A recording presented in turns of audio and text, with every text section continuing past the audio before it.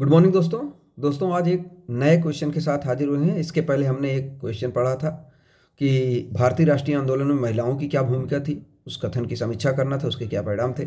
अब एक अलग क्वेश्चन है, क्वेश्चन नंबर 7। आप देख रहे होंगे कि अलग अलग व्यक्तियों ने आक्रोश भरी चुनौतियों के रूप में जो कार्यवाही शुरू की वह बढ़कर एक आंदोलन में बदल गई और फिर आंदोलन ने विद्रोह का रूप ले लिया। तो भारत छोड़ो आंदोलन के संदर्भ में इसकी विकासात्मक आधार पर आलोचना करें। कहने का मतलब कि जो भारत छोड़ो आंदोलन, क्विट इंडिया मूवमेंट, ठीक है, उसके बारे में हमें मतलब जो है एक क्रिटिकली एग्जामिन करना है, मतलब जो है एक्सप्लेन करना है कि अलग अलग व्यक्तियों ने आक्रोश भरी चुनौतियों के रूप में जो कार्यवाही शुरू की वह बढ़कर एक आंदोलन का रूप ले ली, ठीक है ना, और आंदोलन ने एक विद्रोह का रूप ले लिया। तो भारत छोड़ो आंदोलन के संदर्भ में इस कथन का हमको क्या करना है, समीक्षा करना है, आलोचना। तो चलिए उत्तर का अवलोकन करते हैं, समीक्षा करते हैं, ठीक है। तो क्रिप्स मिशन की असफलता ने भारतीय नेताओं में दुख और क्षोभ उत्पन्न कर दिया, ठीक। और इस बीच विश्व युद्ध में मित्र राष्ट्रों की स्थिति कमजोर पड़ रही थी और भारत पर जापानी आक्रमण का भी जो है खतरा बढ़ रहा था। तो अंग्रेजी सरकार भी जापान से भयाक्रांत थी, अतः उन्होंने बंगाल में पीछे हटने की जो है नीति का पालन करने का योजना बना ली। इससे बंगाल के औद्योगिक प्रतिष्ठानों एवं अर्थव्यवस्था की जो है पूरी तरह से नष्ट हो जाने का खतरा उत्पन्न हो गया। और गांधी जी इन परिस्थितियों पर नज़र रखे हुए थे और जनता की निराशा और घबराहट को दूर करने के उद्देश्य से अंग्रेजों से भारत छोड़ने और भारतीयों को सत्ता सौंपने की मांग की। और कांग्रेस के जो विभिन्न नेता गांधी जी के इस कार्य से सहमत न थे। अंततः सरदार पटेल और गांधी जी के प्रयासों से जुलाई 1942 में वर्धा में कार्य समिति ने गांधी जी के अहिंसक आंदोलन के कार्यक्रम को स्वीकृति प्रदान कर दी, ठीक है ना। और 7 अगस्त 1942 के कांग्रेस प्रस्ताव में कहा गया कि भारत तथा राष्ट्रसंघ दोनों के हित में यह बात है कि भारत में ब्रिटिश शासन की समाप्ति यथाशीघ्र हो और स्वतंत्रता प्राप्ति के पश्चात भारत में एक क्या हो, अस्थायी सरकार बनाई जाए, ठीक है। और भारत राष्ट्रसंघ का मित्र बन जाएगा और अपने सभी साधनों का इस्तेमाल स्वतंत्रता के लिए तथा नाजीवाद, फासिज्म और साम्राज्यवाद के आक्रमण के खिलाफ करेगा। मुस्लिम लीग को मतलब यह आश्वासन दिया गया कि संविधान की रचना इस प्रकार से की जाएगी कि जिससे संघ में सम्मिलित होने वाली इकाइयों को अधिक से अधिक स्वायत्तता दी जाएगी, परंतु शेष अधिकार केंद्र के हाथों में सुरक्षित रहेगा। और इन उद्देश्यों की पूर्ति के लिए महात्मा गांधी के नेतृत्व में अहिंसक परंतु व्यापक जन आंदोलन प्रारंभ करने का प्रस्ताव स्वीकार किया गया, ठीक।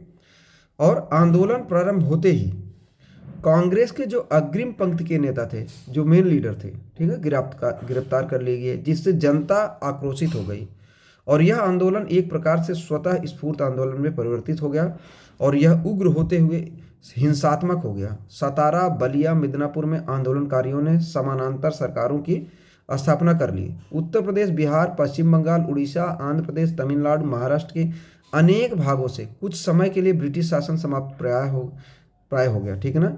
और इसी समय कांग्रेस जो है रेडियो से डॉक्टर राम मनोहर लोहिया, उषा मेहता एवं जयप्रकाश नारायण आजाद दस्ता बनाकर सशस्त्र संग्राम की तैयारी एवं जन क्रांति कार्य करने लगे। सरकार की दंडात्मक जो है कार्यवाही भी कठोरता से हुई। भारत छोड़ो आंदोलन का विरोध मुस्लिम लीग ने बांटो और भागो का नारा देकर किया। क्या किया, देखिए, मुस्लिम लीग ने क्या किया, बांटो और भागो, ठीक है ना, का नारा देकर किया। मतलब हमें सेपरेट कर दो, इसके बाद आप लोग चले जाओ, ठीक ना। और रूसी प्रभाव में आकर कम्युनिस्ट पार्टी भी आंदोलन विरोधी बन गई। डॉक्टर अंबेडकर ने भी इसका विरोध किया।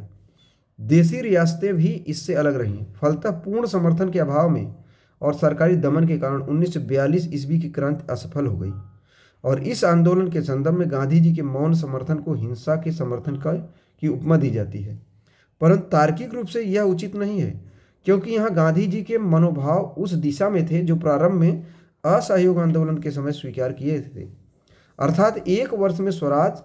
इससे आंदोलन में जनता की जो है समानांतर सरकारों ने उस अभिलाषा की पूर्ति ही कर दी, ठीक है ना। और अतः वे मौन भी रहे, तो यही कहा जा सकता है कि वे जनता को जिस रूप में देखना चाह रहे थे उसके फल की प्राप्ति हो गई थी, ठीक। तो एक बार फिर से क्वेश्चन पढ़ते हैं और रिवाइज कर लेते हैं, ठीक है ना। तो अलग अलग व्यक्तियों ने आक्रोश भरी चुनौतियों के रूप में जो कार्यवाही शुरू की वह बढ़कर एक आंदोलन के रूप में बदल गई और फिर आंदोलन ने विद्रोह का रूप ले लिया। भारत छोड़ो आंदोलन के संदर्भ में इसकी विकासात्मक आधार पर आलोचना करें तो क्रिप्स मिशन की असफलता ने भारतीय नेताओं में दुख और क्षोभ उत्पन्न कर दिया। इसी बीच थोड़ा कलर भी ले लेते हैं अलग से, ठीक है। इसी बीच जो है क्या हुआ कि भारत और जापानी आक्रमण का भी खतरा बढ़ रहा था। अंग्रेजी सरकार भी जापान से भयाक्रांत थी, अतः उन्होंने बंगाल में पीछे हटने की नीति का पालन करने की योजना बना ली। इससे बंगाल में औद्योगिक प्रतिष्ठानों एवं अर्थव्यवस्था में पूरी तरह नष्ट हो जाने का खतरा उत्पन्न हो गया। और गांधी जी इन परिस्थितियों पर नजर रखे हुए थे और जनता की निराशा और घबराहट को दूर करने के उद्देश्य से अंग्रेजों से भारत छोड़ने और भारतीयों को सत्ता सौंपने की मांग की। कांग्रेस के विभिन्न नेता थे गांधी जी की इस कार्य से सम्मत न थे। अंततः सरदार पटेल और गांधी जी के प्रयासों से जुलाई 1942 ईस्वी में वर्धा में कार्य समिति ने गांधी जी के अहिंसक आंदोलन के कार्यक्रम को स्वीकृति प्रदान कर दी और 7 अगस्त 1942 के कांग्रेस प्रस्ताव में कहा गया कि भारत तथा राष्ट्र संघ दोनों के हित में यह बात जो है कि भारत में ब्रिटिश शासन की समाप्ति यथाशीघ्र हो और स्वतंत्रता प्राप्ति के पश्चात भारत में एक अस्थायी क्या होगा सरकार बनाई जाएगी, ठीक है। और भारत राष्ट्र संघ का मित्र बन जाएगा और अपने सभी साधनों का इस्तेमाल स्वतंत्रता के लिए तथा नाजीवाद, फासिज्म और साम्राज्यवाद के आक्रमण के खिलाफ करेगा। मुस्लिम लीग को यह आश्वासन दिया गया कि संविधान की रचना जो है इस प्रकार से की जाएगी कि जिससे संघ में सम्मिलित होने वाली इकाइयों को अधिक से अधिक स्वायत्तता दी जाएगी, परंतु शेष अधिकार केंद्र के हाथों में सुरक्षित रहे गए, ठीक है। इन उद्देश्यों की पूर्ति के लिए महात्मा गांधी के नेतृत्व में अहिंसक परंतु व्यापक जन आंदोलन प्रारंभ करने का प्रस्ताव स्वीकार किया गया और आंदोलन प्रारंभ होते ही कांग्रेस के अग्रिम पद के नेता गिरफ्तार कर लिए गए, जिससे जनता आक्रोशित हो गई और आंदोलन एक प्रकार से स्वतः स्फूर्त आंदोलन में परिवर्तित हो गया, ठीक है।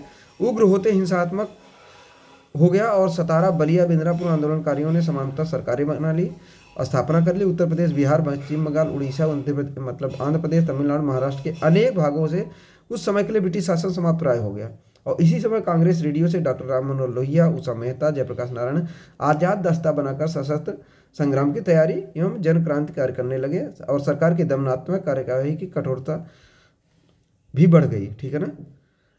इसके अलावा भारत छोड़ो आंदोलन का विरोध मुस्लिम लीग ने बांटो और भागो के नारा देकर किया। रूसी प्रभाव में आकर कुछ कम्युनिस्ट कम्युनिस्ट पार्टी भी आंदोलन विरोधी बन गई। डॉक्टर अम्बेडकर ने भी इसका विरोध किया। डॉक्टर अम्बेडकर ने 1942 के भारत छोड़ो आंदोलन का विरोध किया। देसी रियासतें भी इससे अलग रहीं। फलतः पूर्ण समर्थन के अभाव में आमतौर पर सरकारी दमन के कारण 1942 ईस्वी की क्रांति असफल हो गई। इस आंदोलन के संदर्भ में गांधी जी के मौन समर्थन को हिंसा के समर्थन की उपमा दी जाती है, परंतु तार्किक रूप से यह उचित नहीं है, क्योंकि यहाँ गांधी जी के मनोभाव उस दशा में थे जो प्रारंभ में असहयोग आंदोलन के समय स्वीकार किए थे, अर्थात 1 वर्ष में स्वराज।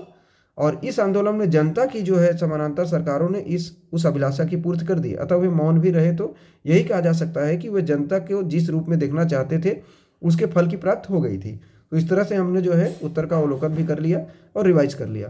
तो आज इतना ही, कल एक नए क्वेश्चन के साथ हाजिर होंगे, ठीक है। धन्यवाद।